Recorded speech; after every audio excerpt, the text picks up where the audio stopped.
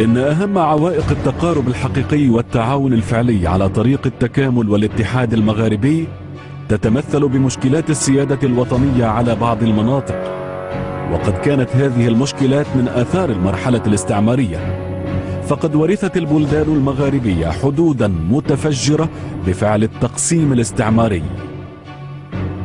كانت فرنسا تعتقد أن الجزائر أصبحت جزءا من إمبراطوريتها، لذا راحت تقدم من الأراضي التونسية والمغربية لضمها إليها، أي إلى التراب الجزائري، وتركت المناطق الصحراوية مجرد مراع لسكان البلدين من غير تحديد تبعيتها لأي سلطة، مع أن هؤلاء السكان يدينون بالولاء لسلطان المغرب.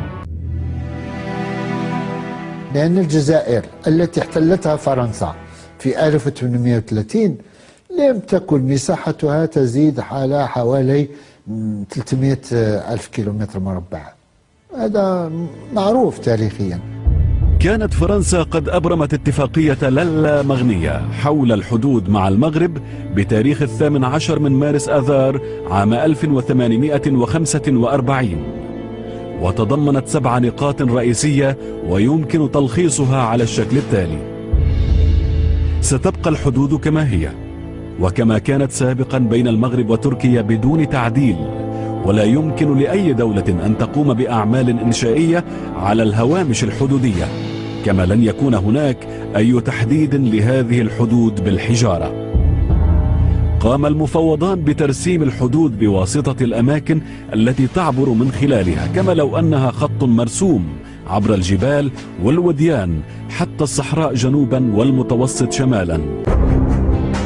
بعد استقلال الجزائر لم يستطع قادة جبهة التحرير الوطني الجزائرية الوفاء بالاتفاق الذي عقده فرحات عباس مع الملك الحسن الثاني حول الحدود والصحراء الشرقية.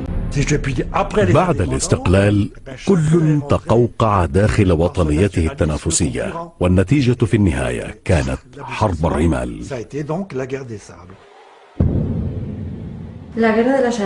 كانت حرب الرمال بين الجزائر والمغرب نتيجة لمطالبة المغرب بالمناطق الخاضعة للإدارة الفرنسية في الجزائر. بعد استقلال المغرب لم يقبل محمد الخامس بمناقشة موضوع الأراضي الجزائرية مع فرنسا، بل انتظر حتى نيل الجزائر استقلالها كي يناقش هذه المسألة مع إخوانه الجزائريين بحسب تعبيره، وقد توصل إلى عدة اتفاقيات مع القائد الجزائري فرحات عباس، غير أن هذه الاتفاقيات قوبلت برفض القائد أحمد بن بلة الذي كان أكثر راديكالية وثورية. هذا هو سبب حرب الرمال.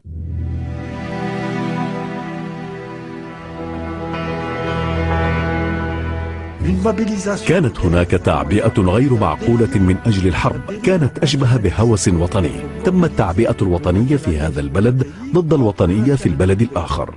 تركت حرب الرمال شرخا قويا في العلاقات المغربية الجزائرية، حينها نسي قادة الدولتين سنوات التآزر والتنسيق من أجل إجلاء الاستعمار الفرنسي، ونسيت الشعوب روابط اللغة والدين والتقاليد، وحلت الضغينة.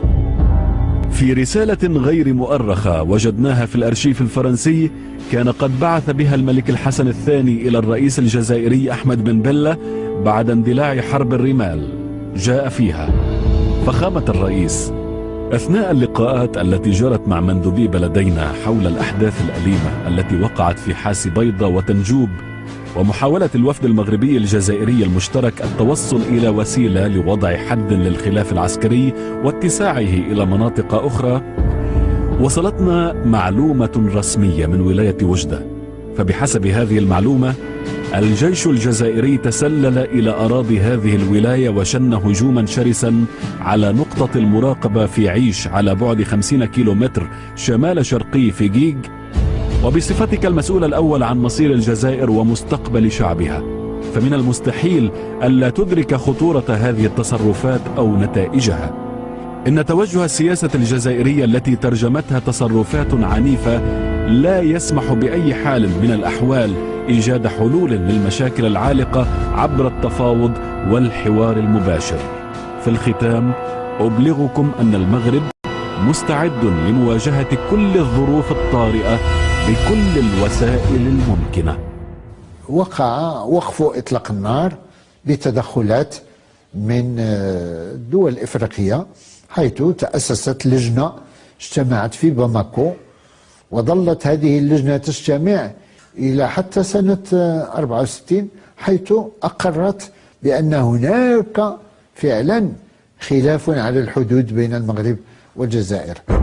عام 1965 وقع انقلاب عسكري على حكومة أحمد بن بلة قاده وزيره في الدفاع هواري بومدين، وتوجهت البلاد بعد ذلك نحو المعسكر الشرقي، فتباينت التوجهات السياسية في كل من الجزائر والمغرب الذي اتبع منحى المعسكر الغربي، وازدادت الصراعات حدة بين البلدين في عهد الرئيس هواري بومدين